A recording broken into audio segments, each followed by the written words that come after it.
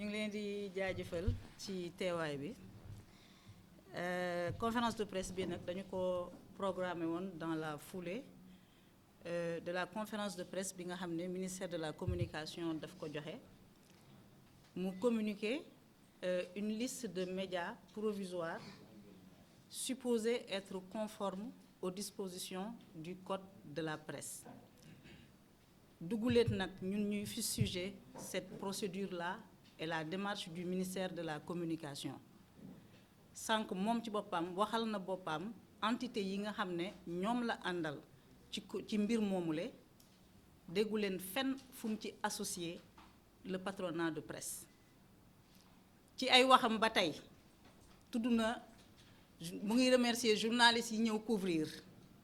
Monsieur le ministre, da nga war a comprendre ne s'il n'y a pas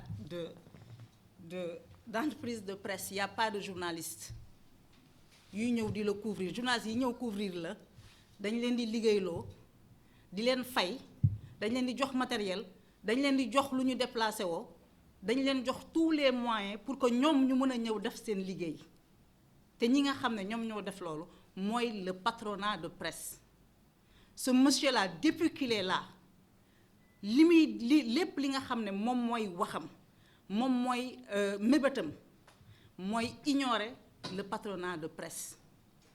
Je pense que moom ci boppam warul comprendre trop li nga xam ne noonu la entreprise de presse di doxee. Donc nga def liggéey boobu associé woo si le CDEPS boole nga ci ay entités yoo xam ne ñun on n'est pas contre. La Commission nationale de la carte de presse, d'accord. Le CORED, d'accord. Où est le CDEPS? Où sont les entités de la CAP yi nga xam ne ñoom ñoo la jox sax les conclusions des assises des médias? Il faut que nag ñi nga xam ne ñoom ñooy les citoyens sénégalais xam ne fii nekkatuñu ci mbiru respecter les dispositions de l'état de droit. Mënuloo ñëw dans une corporation nga fekk corporation ay entité nekk fa di liggéey ngay tànn ñan ñooy nekk sa interlocuteur ak ñan ñoo dul nekk sa interlocuteur. Démembrement bi nga xam ne moom moo gën a am importance ci corporation boobu muy le patronat nga ignorer leen nga ne yow da nga def une liste des médias provisoire mais mbiru gentleman sax bëgg na boo defee liggéey nga woo waa secteur bi ngeen waxtaane ko balaa nga koy publier te bu dul loolu yàgg nañ ko wax ne plateforme ba nga koy tëgg boole woo ci les entreprises de médias. La plateforme là on va en parler bi ñu ci duggee mais on a eu d'énormes difficultés pour s'enregistrer parce que ñoom li ñuy considérer ak li nga xam ne moom la disposition du code de la presse wax dafa wuute. Qu'est-ce qu'ils ont été obligés de faire? De mettre en place une entité d'assistance technique. Ñu leen di woo le directeur de la communication, et je salue sa disponibilité, s'est mis à la disposition des médias pour nous permettre de nous enregistrer. Boo nekkee un groupe de presse mënoo enregistrer wu ci plateforme bi parce que ñoom média bi la ñu wax nga enregistrer boo enregistrer le média avec les informations de ton entreprise boo duggaatee bëgg a enregistrer sa beneen média la plateforme daf lay wax ne les informations ont déjà été utilisées. Boo duggee ci côté directeur de publication directeur rédaction defuñu la différence entre kan mooy nekk directeur de publication ak kan mooy nekk directeur de rédaction. Directeur de publication c'est pour le journal, directeur de publication c'est pour les sites. Da ngay obligé yow en tant que télévision nga remplir directeur de publication jëlaat les mêmes informations remplir directeur de la rédaction ou de l'information pour les télés. Boo ko defee affaire bi du jàll. Ils ont été obligés in fine ñu enregistrer ñu hors cadre parce que cadre plateforme bi adapté wul pour recueillir certaines informations. Pourtant loolu yëpp mënoon nañu ko éviter bu fekkoon ne le ministre là dafa waxtaan ak ñun ñoom duñu ay spécialistes des médias. Je suis désolée xamuñu secteur bi.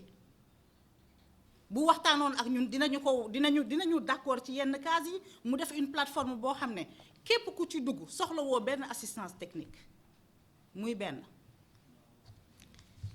je pense que Mamadou Ibra Kane wax na leen sànq ne arrêté bi sax bi mu teg pour cette histoire d'enregistrement des médias dans cette plateforme là dinañu ko attaquer et toutes les voies légales seront utilisées ñu am yaakaar ne Cour suprême dina ko invalider parce que c'est un abus de pouvoir. Deuxième chose, yow nga ne da nga publier liste des médias conformes nga ne 7TV bokku ci nga ne Le Quotidien bokku ci nga ne Sen TV bokku ci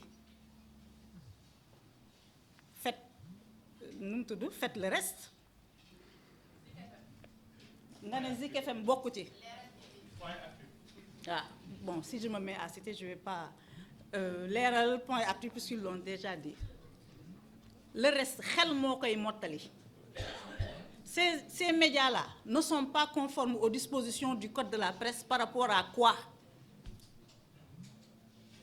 Nañu wax nga ne yow da nga publier une liste des médias nga des médias yoo xam ne ce sont des médias de référence nga génne leen ci des médias yoo xam ne ñu ngi ba ñuy exister boobu code de la presse bi sax adapté wuñu ko nga génne leen ci à qui la faute? Est-ce que l'État moo deful liggéeyam wala est-ce que ñun ñoo pratiquer un métier illégalement? Parce que c'est ce qu'on est en train de nous dire. Est-ce qu'aujourd'hui l'État peut se prévaloir de ses propres turpitudes? Et puis defuñu la différence. Entreprise de presse bi dafay éditer plusieurs médias. Bi ñuy reconnaître entreprise de presse bi dañ dindi sax dañ méconnaître sax l'existence de l'entreprise de presse. Une entreprise par exemple pour le cas de 7TV édité par 3M qui existe depuis 2012, qui a connu une évolution sur la dénomination en 2017, loolu sax nga ne yow reconnaître oo ko ci entreprise boo xam ne dafa am ay këyitam am léppam. ñu ñëw ci média bi xamuñ ne entreprise bu spécialisée wu dans la communication, le journalisme la. Donc yow nga méconnaître l'existence légale de cette entreprise là nga xam ne dafa yor ay këyitam. Entreprise bi dafay éditer des médias yoo xam ne signé nañu convention avec le CNRA en 2022. Ce sont les médias créés après l'adoption du code de la presse en 2017. 2017 ñu dem ba 2022 CNRA ak ministère bi ñu def après plusieurs concertations ñu signé ay conventions ñu signé un cahier de charge nga xëy nga ne ces médias ne sont pas conformes. Tu donnes 72 heures et jusqu'à présent waxuloo nit ñi c'est quoi la non-conformité. Liñ doon soupçonné depuis le début loolu moo nekk di am dañ nekk di def une tentative de sélection lañ nag nekk di def. Seeni caisse de résonance elles peuvent exister mais des médias sérieux au service des Sénégalais et de la démocratie dañ leen bëgg a rayer de la carte. Ça ne se passera pas comme ça du demee noonu. Man Maïmouna Ndour Faye kan moo mën a taxaw dans ce pays là nga ne man j'exerce illégalement un métier kan moo mën a taxaw nga ne des médias que vous avez fréquentés, que vous avez utilisés dans votre quête du pouvoir nga ñëw nga taxaw nga ne ces médias là n'existent pas. J'aurais bien aimé que celui que j'ai saisi mu jox ma les raisons. On nous a toujours pas donné les raisons mais gis nga junju doy na borom xel. Ñi ñu visé écartez leen de la liste là. Demandez-vous pourquoi ces médias-là sont visés. Nous ne sommes pas des caisses de résonance pour qui que ce soit. Ñoom bi ñuy nekk ci opposition ñun ñu nekk di def suñu liggéey on a subi beaucoup de désagréments parce que ñun dañoo taxaw ne dañoo tëddee njaaxanaay ñëpp la ñuy jox kàddu. cette ministre war na rus sax taxaw di génne yenn médias yi ça n'a pas de sens.